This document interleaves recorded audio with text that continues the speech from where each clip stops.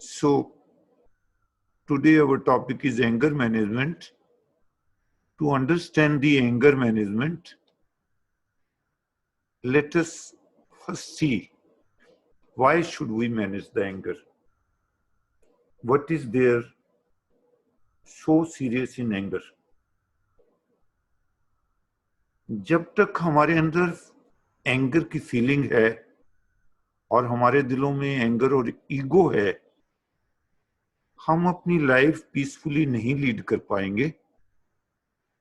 हमारा दिमाग बीमारी महसूस करेगा, अपने आप को बीमार महसूस करेगा। फॉर पीसफुल लिविंग हमें एंगर से छुटकारा पाना ही होगा। एंगर किसी का ग्रेटेस्ट दुश्मन है और अगर उसके अंदर कामनेस की क्वालिटी है तो वो उसकी ग्रेटेस्ट प्रोटेक्शन है। जो पर्सन एंगर मूड में रहता है वो बहुत गलतियां करता है अपनी डे टू डे लाइफ में और उस गलतियों की वजह से उसे कोई पसंद नहीं करता। तो एंगर हमारी पर्सनैलिटी को डिस्टॉर्ट कर देता है एक्चुअली। और ये एंगर कई बार डिफरेंट मास्क लेता है। ये एंगर कभी ईगो का रूप ले लेता है, कभी प्राइड का रूप ले लेता है। तो हमको देखना है कि हमने एंगर से अपने आप को कैसे बचाना है, मैनेज कैसे करना है। एंगर जो है वो हमारी माइंड की वीकनेस की निशानी है।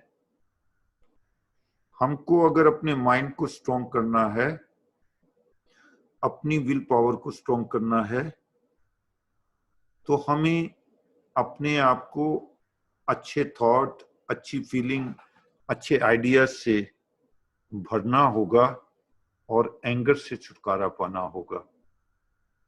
एंगर एंजाइटी का, नर्वसनेस का, गिल्ट का, एम्बैरेसमेंट का और रिजेंटफुलनेस का एक मिश्रण है।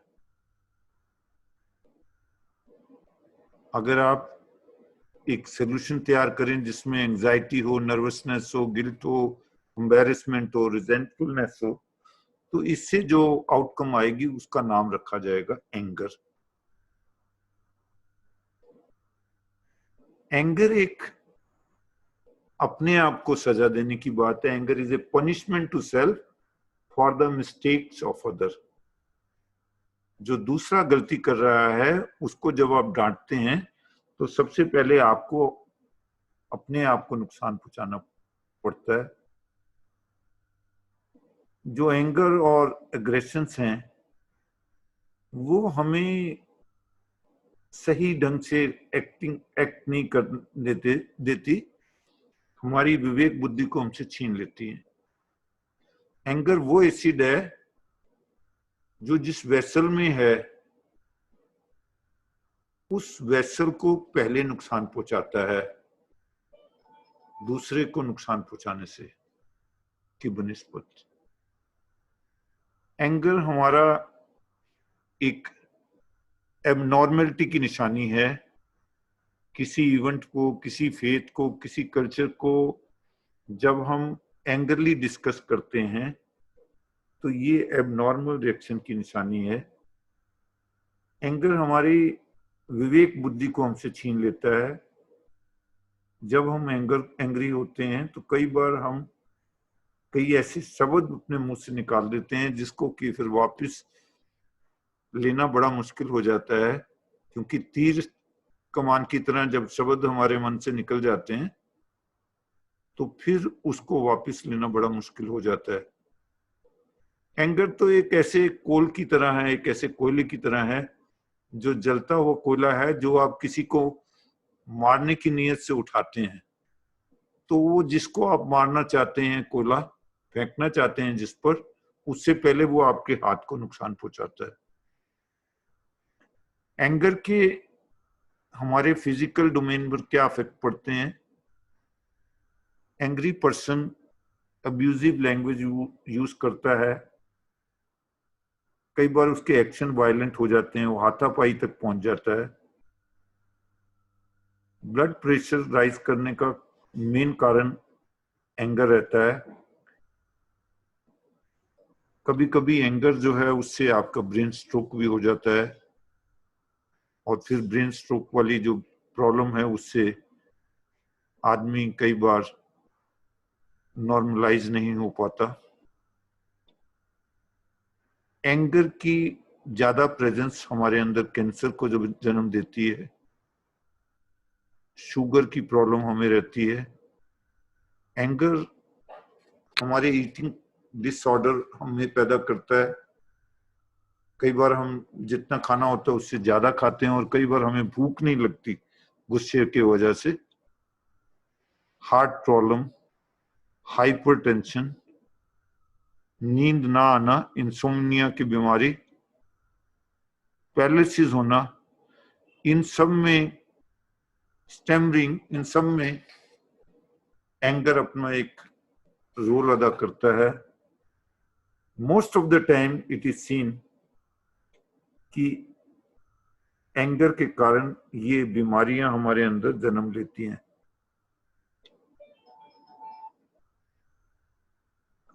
मेंटल इफेक्ट ऑफ एंगर, हमारे अंदर नर्वस ब्रेकडाउन होता है, हम इरिटेटेड से रहते हैं, फ्रस्ट्रेटेड रहते हैं, थकावट सी रहती है, फटीग सा महसूस करते हैं।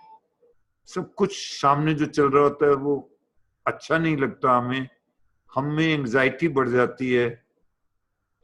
और इसका बहुत इल इफेक्ट ये है कि जब हम एंगर को दबाते हैं या एंगर को पूरी तरह से एक्सपोज नहीं कर पाते, जब कम्युनिकेट नहीं कर पाते, तो हम कई बार डिप्रेशन में आ जाते हैं और स्ट्रेस में आ जाते हैं। इंटेलेक्चुअल लेवल पर हमारी कंसंट्रेशन बिगड़ जाती है, मेमोरी का लॉस होता है, भूलने की बीमारी लग जाती है, हमारे अंदर प्रॉब्लम सॉल्विंग स्किल की कमी हो जाती है। एंग्री पर्सन रीजनेबली अपनी प्रॉब्लम को सॉल्व नहीं कर पाता, क्योंकि उसकी विवेक बुद्धि उसका साथ नहीं देती। हमें अनिष्ट की शंका रहती है, हमें लगता है पता नहीं क्या गलत होगा मेरे साथ, शक रहता है, अपने ऊपर हमारा कंट्रोल ही नहीं रहता। बिहेवियरली हम डिससेटिस्फाइड रहते हैं, दूसरों को अपनी गलती के लिए भी ब्लेम करते हैं, अपने दोस्तों से, कुलीग से लड़ते हैं, स्टबबॉर्न सा हो जाता है हमारा, हमारी पर्सनैलिटी जो है, एंग्री पर्सन की पर्सनैलिटी जो है वो बहुत डिस्टॉर्टेड हो जाती है। उसका बिहेवियर जो है वो नॉर्मल नहीं रह पाता। सोशली भी हम स्ट्राइक करते हैं, एजिटेशन करते हैं, बहुत ज्यादा एंग्री होकर कई बार लोग सुसाइड तक कर लेते हैं, मर्डर करते हैं। आज भी आप अगर एक जेल में जाओ और पूछो जो वहां पर प्रिजनर हैं कि आपने जो किया वो क्यों किया, तो वो यही कहते हैं, ज्यादातर मोस्टली 80% लोग आपको यही कहेंगे कि मुझे गुस्सा आ गया था, गुस्से में मुझे सूझा नहीं, मैंने खून कर दिया। तो एंगर इतना बड़ा कारण है। हमारे पारिवारिक जीवन में भी एंगर का बहुत बड़ा रोल आ गया है। जनरली ये घर तबाह कर देता है, तलाक तक की नौबत आ जाती है मियाँ बीवी में। अगर दोनों ही एंग्री नेचर के हों एट ए टाइम, तो ये प्रॉब्लम बहुत ज्यादा एग्रीवेट हो जाती है। तो ये अफेक्ट एंगर के हैं, जो कि अगर हम बहुत सीरियसली इसको में जकड़े हुए हैं, तो इनमें से कुछ भी हमारे साथ हो सकता है। तो इस बात की जरूरत है कि हम अपने आप को एंगर से कैसे बचाएं, इस बारे में सोचें। एंगर कई बार डिफरेंट रोल में, शेप में चेंज कर लेता है। एंगर कई बार ईगो की, जेलिसी की, ग्रीड की, अटैचमेंट की, ग्रीफ की, फियर के कारण भी हमारे अंदर एंगर पैदा होता है। ये इस रोल में हमारे अंदर आ जाता है। हमारी जो ईगो की प्रॉब्लम है वो भी एंगर की वजह से है। जब हम एक दूसरे से जेलस होते हैं तो वो जेलिसी को भी एंगर के तौर पर ही हम एक्सप्रेस करते हैं। ग्रीड भी कई बार एंगर को जन्म देता है। ये सारे कारण एंगर की वजह से हमारे अंदर होते हैं। एंगर के बारे में कई चीजें बड़ी अलग सी हैं। फनी थिंग है कि एक ही सिचुएशन में दो डिफरेंट पर्सन्स के साथ हमारी जो एंग्री होने की क्वांटिटी है वो डिफरेंट हो जाती है। जिस बात के लिए मैं एक स्ट्रेंजर को माफ कर सकता हूं, जब वही बात कोई मेरा अपना मुझसे करता है तो मैं एंग्री हो जाता हूं। यानी एंगर की जो इंटेंसिटी है, जो फ्रीक्वेंसी है, जो ड्यूरेशन है, वो डिपेंड करती है कि सामने वाले पर्सन से मेरे रिलेशंस कैसे हैं। जिन लोगों को हम प्यार करते हैं, कई बार उनकी बहुत बड़ी बड़ी गलतियों को भी हम बिना एंग्री हुए सोच छोड़ देते हैं। जब भी हम एंग्री होते हैं तो उतना वक्त हम अपनी खुशी को त्याग देते हैं, जो कि हमें फिर वापस नहीं मिल सकती। 10% हम रिस्पॉन्सिबल कह सकते हैं सिचुएशन को। 90% ये हमारा एक्ट है जो उस सिचुएशन को एग्रीवेट करता है या उस सिचुएशन को सब्सिडाइज करता है। मान लीजिए आप ऑफिस के लिए तैयार हो रहे हैं, आपका बेटा, उसके हाथ से चाय का कप फिसल गया, आपकी यूनिफॉर्म में पड़ा, आपकी यूनिफॉर्म खराब हो गई, आप ऑफिस के लिए पहले से ही लेट थे, आपने अपने बच्चे को डांटना शुरू किया, डांटने में आप और लेट हो गए, ड्रेस चेंज करने में कुछ टाइम लगा, आपकी बस मिस हो गई, आप ऑफिस में लेट पहुंचे, लेट पहुंचने की वजह से आपके बॉस ने आपको डांटा और आपने अपना पूरा का पूरा दिन इस छोटी सी घटना की वजह से बर्बाद कर दिया। रात को जब आप वापस आए तो आपने वो गुस्सा अपनी बीवी पर निकाला। तो 10% तो चाय का कप जिम्मेवार है, पर 90% आप ही उसके जिम्मेवार हैं। तो हमको ऐसी सिचुएशंस में सीखना है कि हमको एक्ट करना है या रिएक्ट करना है। नुकसान क्या हुआ उससे ज्यादा हमको ये देखना है कि क्या नुकसान करने की सामने वाले की इंटेंशन थी। तो अगर हम रैशनली सोचेंगे तो कई बार हम गुस्से से बच सकेंगे। कई मिथ हैं एंगर को लेके। मेरे पिताजी बहुत गुस्से वाले थे, तो वो मैंने गुस्सा उनसे विरासत में लिया है। ये बात ठीक नहीं है। ये कोई डायबिटिक जैसी बीमारी नहीं है कि आप अपने पेरेंट्स से इसको इनहेरिटेड लेंगे। आपका अपना एक वे है, आपने अपने आप को अपने खुद के हिसाब से टैकल करना है। हम इसको ये नहीं कह सकते कि ये मेरे पिताजी ने मुझे दी है, ये मेरी ओरिजिनल नेचर नहीं है। मैं अगर सीरियसली सोचूंगा और रेमेडियल मेजर्स लूंगा तो मैं अपने एंगर को कंट्रोल कर सकता हूं। हम सोचते हैं कि अगर मैं अपना गुस्सा नहीं दिखाऊंगा तो सामने वाला मुझे संत समझ सकता है, सामने वाला मुझे मेंटली रिटार्डेड भी समझ सकता है, सामने वाला मेरे शराफत का अनड्यू एडवांटेज उठा सकता है। इसलिए गुस्सा कर कर मैं जहां अपनी एंग्जाइटी को रिलीज करता हूं, अपने स्ट्रेस को रिलीज करता हूं, ऐसे किसी को अनड्यू एडवांटेज देने से रोक सकता हूं। उसके लिए और बड़े सी पॉलिसीज हैं। एंगर कर कर मैं अपने आप को पनिशमेंट ना दूं तो अच्छा है। एंगर की इंटेंसिटी वेरी करती है। 3 चीजें जैसे मैंने आपसे कहा, एंगर की ड्यूरेशन, एंगर की इंटेंसिटी, एंगर की पर डे फ्रीक्वेंसी। ये तीनों चीजें डिसाइड करती हैं कि आपके अंदर जो गुस्सा है उसकी नेचर क्या है। कई लोग गुस्सा जब करते हैं बहुत ज्यादा कर लेते हैं, लेकिन वो गुस्सा उन्हें कम आता है, बार बार नहीं आता। कई लोगों का गुस्सा कहते हैं उसकी नाक पे ही बैठा रहता है, एक दिन में बड़ी बार गुस्सा करते हैं। कई लोगों को गुस्सा आता है तो वो काफी देर तक रहता है। तो ये तीनों तरह की अवेकनिंग मुझे होनी चाहिए, ये तीनों तरह की अवेयरनेस मुझे होनी चाहिए कि मेरे अंदर जो गुस्सा है उसकी नेचर क्या है। उसकी नेचर को समझकर मैंने अपने आप को मोल्ड करना है। 2 तरह का एंगर है, इंटरनल और एक्सटर्नल।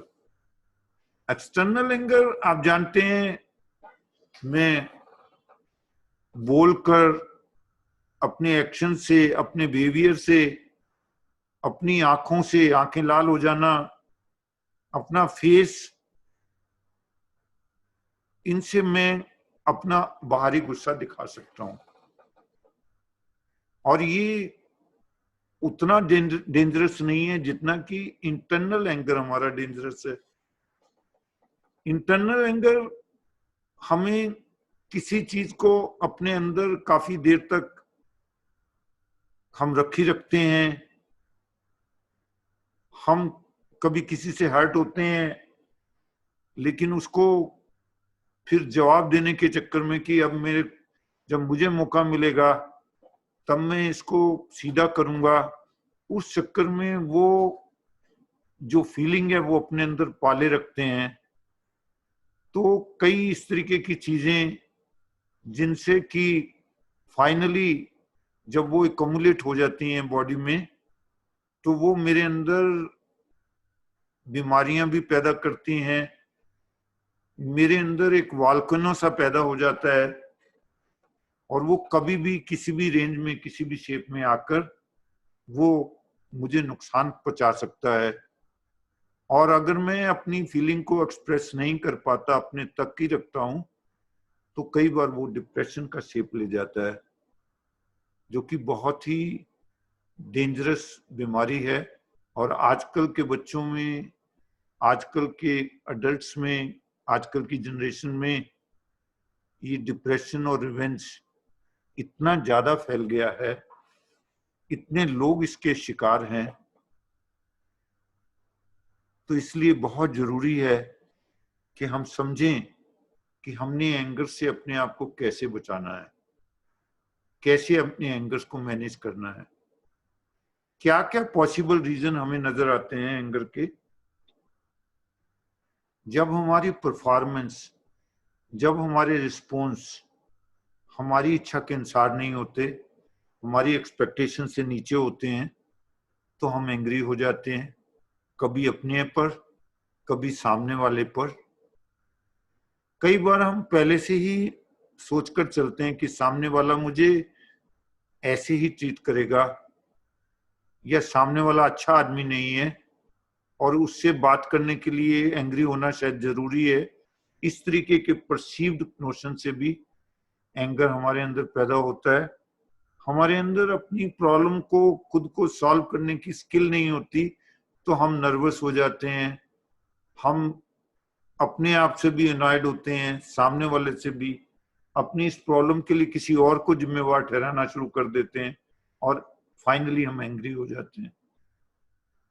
टाइम मैनेजमेंट भी इसमें बहुत बड़ा पार्ट प्ले करता है। जब हम, हमारी लाइफ में ऑर्डरलीनेस नहीं होती, मान लीजिए मैंने एग्जाम के लिए जाना है और अपने एक्टिवा की चाबी में कहीं रख बैठा हूं, अब वो एक्टिवा की चाबी ढूंढ रहा हूं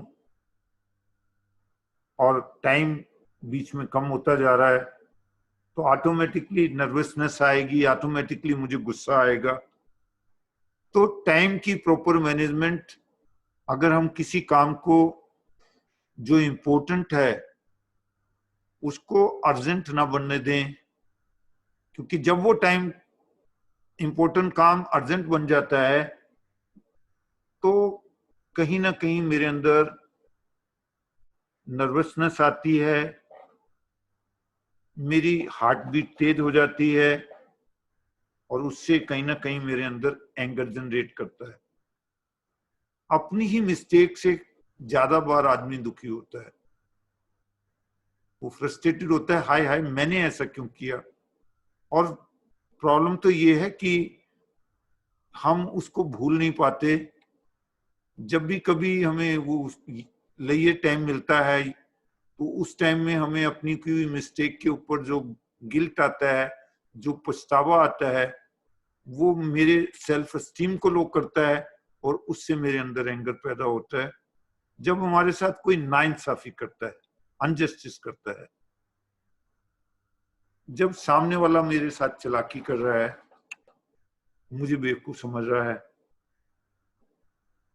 तब भी मुझे गुस्सा आना एक ऑब्वियस रीजन है।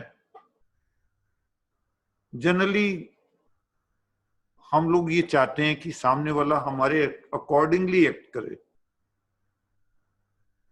जनरली एडल्ट्स के बीच में जब वो एडोलेसेंट को डील करते हैं और चाहते हैं कि एडोलेसेंट इस तरीके का बिहेव करे और वो एडोलेसेंट जो है वो उस तरीके का बिहेव नहीं करता, तो कहीं ना कहीं आपके अंदर आपकी टेंडेंसी उसमें एंगर आ जाता है। और जनरली यही एक रीजन है कि हमारे रिलेशंस अपने ही बच्चों के साथ बहुत पुअर क्वालिटी के हो जाते हैं। उसका मेन रीजन यही होता है कि हमने अप्रोप्रिएट टाइम पर अपने आप को कंट्रोल नहीं किया होता। हमारा जो इंटायर यूनिवर्स है वो दो ही टेंट्स में रहता है, कंटेंट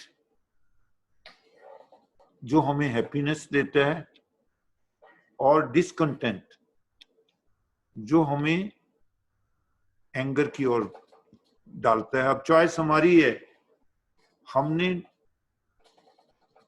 कंटेंट वाले टेंट में रहना है या डिसकंटेंट वाले टेंट में रहना है। ये किसी और पर नहीं निर्भर करता, ये आप पर खुद पर निर्भर करता है। ये आपको देखना है, आपको चूज करना है। 10% ही इसके लिए आपका एनवायरनमेंट जिम्मेवार है, 90% इसकी जिम्मेवारी आपकी खुद की है। कोई भी आपको आपके चॉइस के बिना दुखी नहीं कर सकता। ये अलग बात है अनकॉन्शियसली हम अपने एंगर की वजह किसी और पर थोपते हैं, लेकिन वही अगर किसी और के साथ होता है तो वो अपने आप को कंट्रोल करता है, तो हमें पता चलता है कि फॉल्ट मेरे अपने अंदर है, मैंने रॉन्ग टेंट चुना। अगर मैंने कंटेंट चुना होता तो मैं हैप्पी होता। हैप्पीनेस का दुश्मन एंगर है। हमको अगर अपने अंदर से ये एंगर रूपी डेविल को निकालना है तो हमें अपने बारे में, अपने अंदर जो एंगर की क्वांटिटी है, जो क्वालिटी है, कब मुझे गुस्सा आता है, कौन सी ऐसी सिचुएशन है, उनके बारे में जानना होगा और अच्छी तरह से जानना होगा, जो कि हम जब इंट्रोस्पेक्ट करेंगे अपने बारे में तो हमें पता चलेगा। हमको देखना है कि जिस काम को मुझे आज करना है, जब मैं उस काम को अर्जेंट बनने देता हूं तो मेरे हाथ पांव फूल जाते हैं और फिर फाइनली वो मेरे अंदर एंगर जनरेट करता है। जनरली ये प्रॉब्लम मैंने बच्चों में देखा। अगर टीचर ने कोई काम दिया है, समर क्वेश्चंस हैं, समर वेकेशन के काम हैं, पहले दिन चलते रहेंगे, कोई बात नहीं, अभी समय है, कर लेंगे। जब कुछ दिन रह जाएंगे तो फिर वो काम करना वो प्रॉब्लम क्रिएट करेगा, हम खुद भी दुखी होंगे और जो हमारे पेरेंट्स हैं वो भी दुखी होंगे। ये बात बच्चों के ऊपर बहुत लागू होती है। तो बच्चों को ये सिखाना कि इम्पोर्टेंट जॉब को अर्जेंट ना बनने दें, सही काम को सही टाइम पर कर लें, तो हम काफी हद तक एंगर से बच सकते हैं। जनरली हमको आर्ट ऑफ सेइंग नो करना आना चाहिए। कई बार हम किसी को मना नहीं कर पाते और जो कार्य हम करना पड़ता है उसके बदले में, वो क्योंकि हमारी चॉइस का नहीं होता, वो हम पर थोपा गया होता है, तो वो भी हमारे अंदर एंगर जनरेट करता है। हमको जो जॉब ढूंढना, वो अच्छा तो यही है कि मुझे मेरी चॉइस की जॉब मिले, लेकिन उससे भी अच्छा है कि जिसको जो भी जॉब मुझे मिले मैं उसी को ही पसंद करना शुरू कर दूं, क्योंकि फाइनली उससे उस डिससेटिस्फेक्शन से नुकसान मेरा अपना होने वाला है। मुझे गुस्से के लक्षण का पता होना चाहिए। I should know that anger management is, ये नहीं कि मुझे गुस्सा आएगा नहीं, हम ह्यूमन बीइंग हैं, गुस्सा तो मुझे आएगा ही, लेकिन अगर मैं अपने उस गुस्से के ऊपर साइन को पहचान करके अब मुझे गुस्सा आ रहा है और कुछ एक्शन लूं जिससे कि मेरा वो गुस्सा कम हो जाए, इसको हम कहेंगे एंगर मैनेजमेंट। एंग्री होने पर भी अगर आप अपना कंट्रोल नहीं लूज करते और अपनी इस एंग्री होने का मैसेज सामने वाले को हेल्दी वे में दे पाते हैं, इसको हम कहेंगे एंगर मैनेजमेंट। कुछ सॉल्यूशन आपसे शेयर करेंगे। गुस्सा आने पर जनरली हमारा टेम्परेचर जो है वो बढ़ जाता है, तो हम अगर अपने टेम्परेचर पर कंट्रोल करें, पानी का एक गिलास पी लें, हो सके तो नहा लें, तो गुस्से को सब्सिडाइज कर सकते हैं। अपने आप को डाइवर्ट कर दें, अपने माइंड को डाइवर्ट कर दें, क्योंकि गुस्सा जो है वो सीरीज में अपना अंदर बढ़ता है। जैसे ही हमारे अंदर कोई ऐसी सिचुएशन आती है हमारे साथ जिससे गुस्सा बढ़ने के चांसेस हैं, अपने माइंड को चाहे काउंटिंग में, चाहे कोई मंत्र उच्चारण में, चाहे कोई टेक्निक ऐसी यूज करें जिससे उसको हम थोड़ी देर के लिए एक्शन को टाल सकें, तो हमारा गुस्सा जो है वो सब्सिडाइज हो जाता है। डीप ब्रीदिंग भी हमारे अंदर कूलनेस, रिलैक्सेशन क्रिएट करती है। टाइम लेना, थोड़ा सा रिप्लाई करने में टाइम देना, चुपके से जहां पर गुस्सा जनरेट हो रहा है वहां से अगर हम जगह को छोड़ दें, अपना पेन लेकर खुद चेक करें मेरे गुस्से की क्या क्या वजहें हैं, उनमें से कौन सी वजह है जिसको मैं कंट्रोल कर सकता हूं, जिसको मैं कंट्रोल कर सकता हूं उसको कंट्रोल करूं, और जिसको मैं कंट्रोल नहीं कर सकता उसको एक्सेप्ट करूं, तो मेरा गुस्सा काफी हद तक सब्सिडाइज हो जाएगा।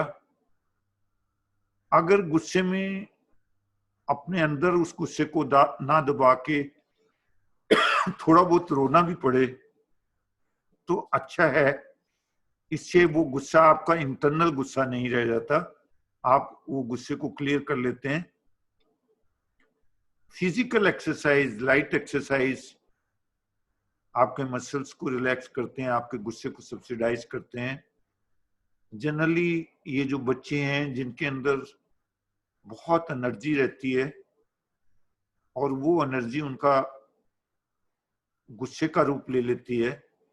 ऐसे बच्चों के लिए एक बहुत सिंपल सी टेक्निक कि घर में आप किसी कोने में एक सैंड बैग रखें और जब भी उसे गुस्सा आए आप उसको कहो कि इस सैंड बैग के ऊपर अपना गुस्सा निकाल, तो आप देखेंगे कि वो गुस्सा उसका वहां सब्सिडाइज हो सकता है।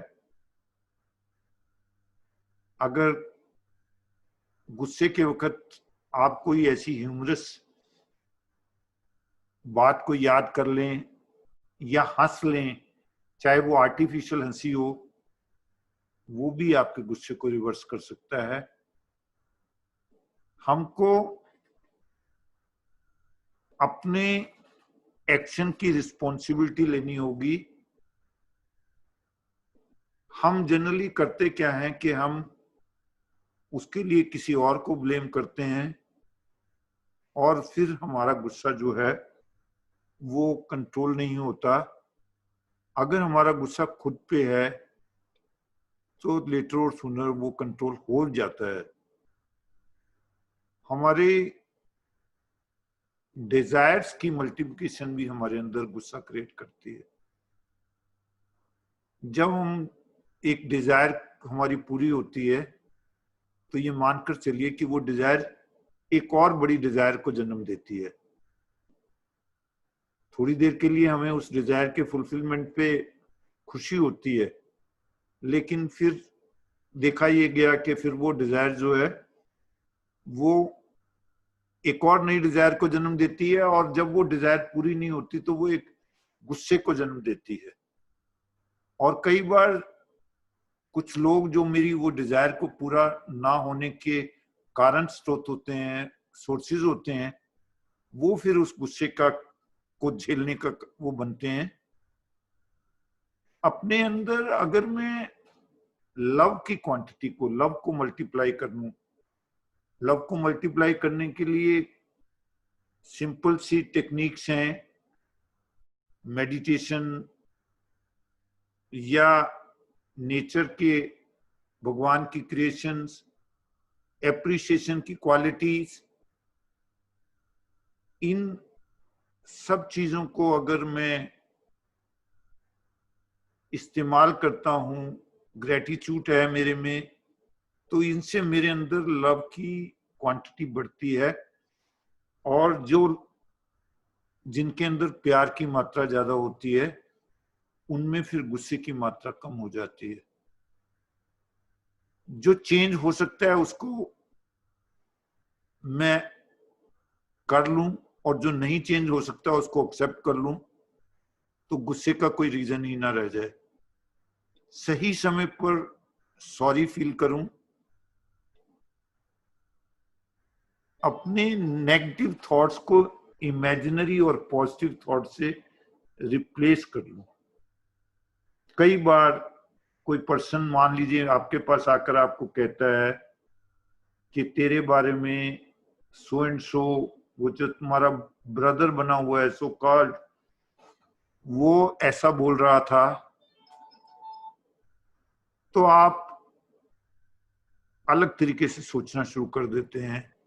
मैंने उसके लिए क्या नहीं किया, उस वक्त उसको ये प्रॉब्लम आई, मैंने उसको यहाँ हेल्प की, और देखो कितना निकम्मा है, वो ऐसी बातें करता है। अगर आप इस तरीके के नेगेटिव थॉट को सोचना शुरू करोगे तो आपके अंदर गुस्सा बढ़ता जाएगा। लेकिन अगर आप इसी थॉट को इस तरीके से सोचें कि क्या पता जो पर्सन ने मुझे बताया है उसमें सच्चाई है भी कि नहीं है, उसका पर्पस क्या है मुझे कुछ मालूम नहीं, या वो मुझसे बड़ा है।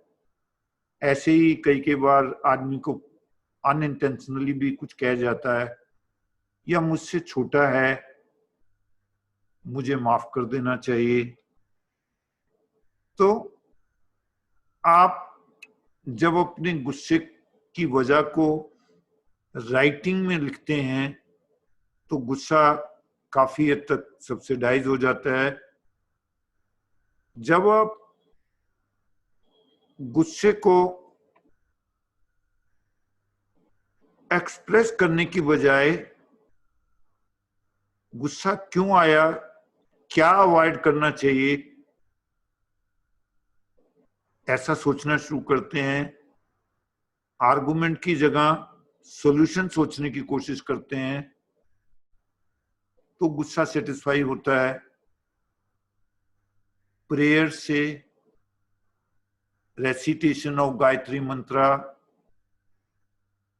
अपने आप को, जब आप गुस्से में हैं, जब आप अपने आप को मिरर में देखते हैं, तो आपको अपनी शक्ल बहुत अजीब सी लगती है, और वो भी आपको आपके गुस्से को कूल डाउन कर सकता है। बार बार आप अपने आप से प्रोग्रामिंग करें, अफर्मेशन करें कि कोई और नहीं, मैं ही अपने थॉट को, मैं ही अपनी डीड्स को, मैं ही अपने वर्ड्स को, मैं ही अपने एक्शन को चेंज कर सकता हूं, कोई और नहीं चेंज कर सकता।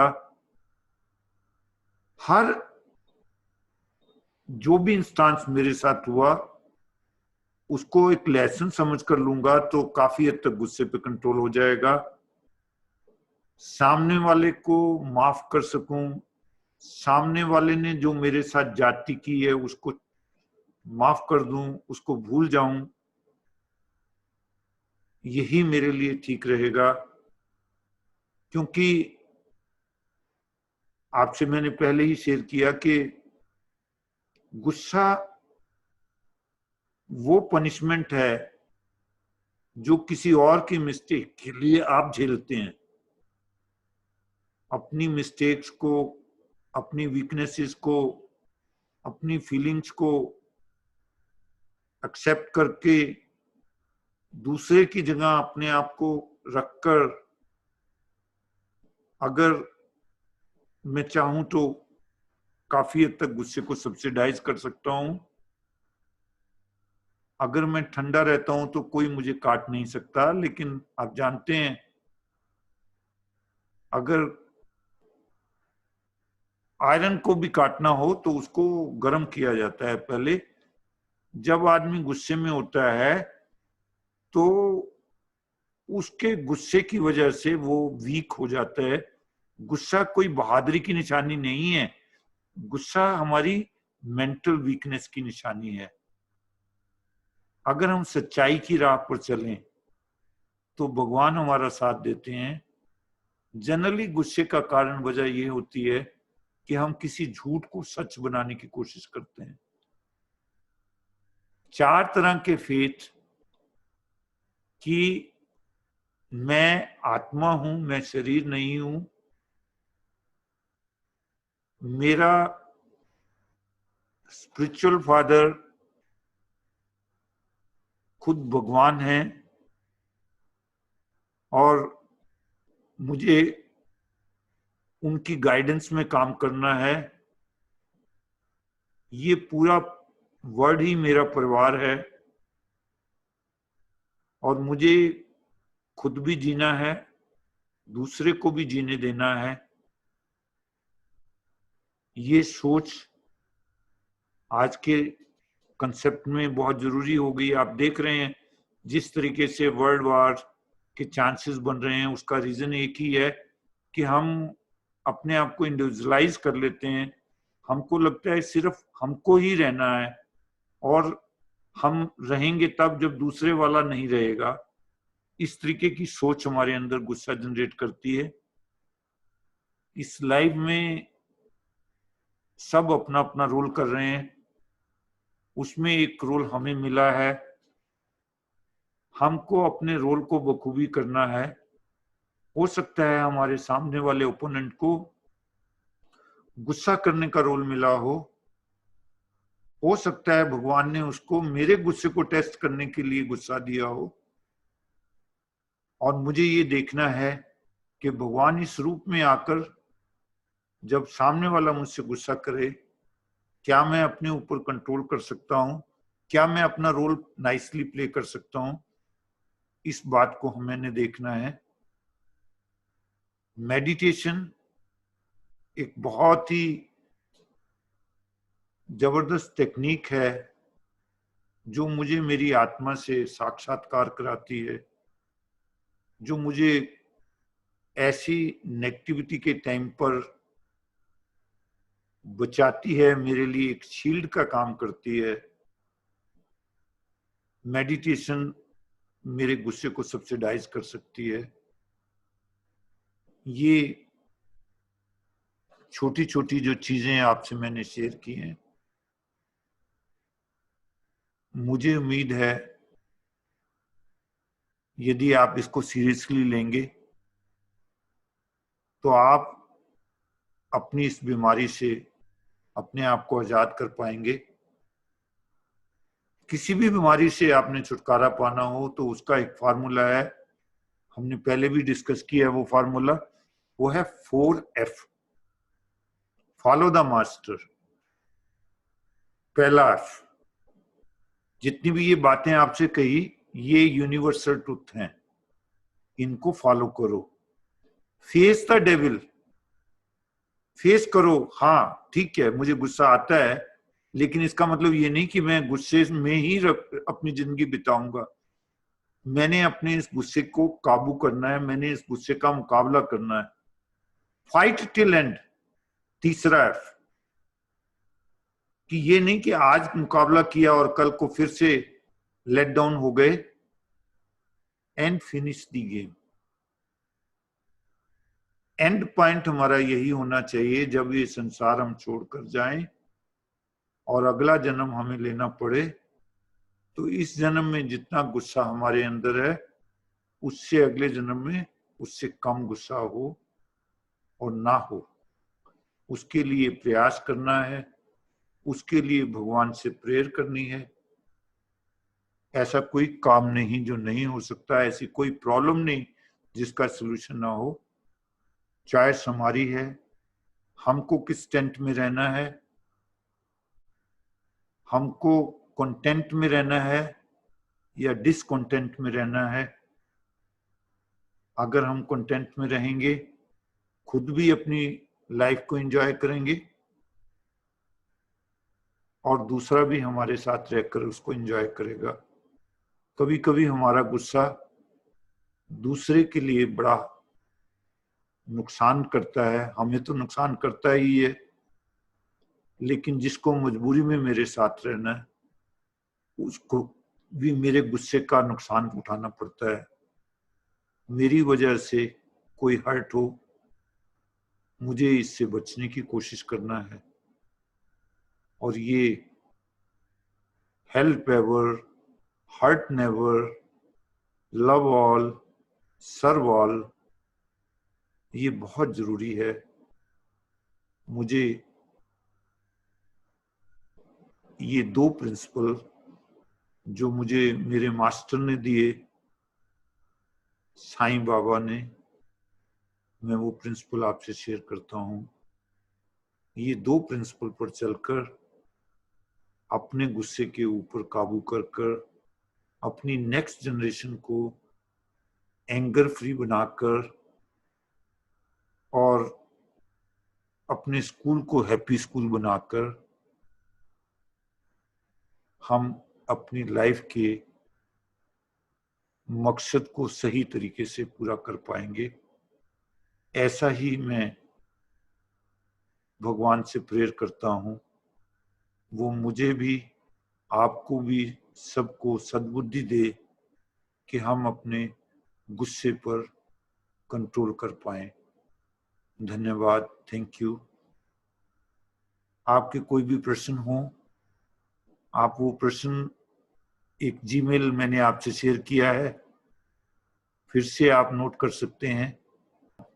Thank you.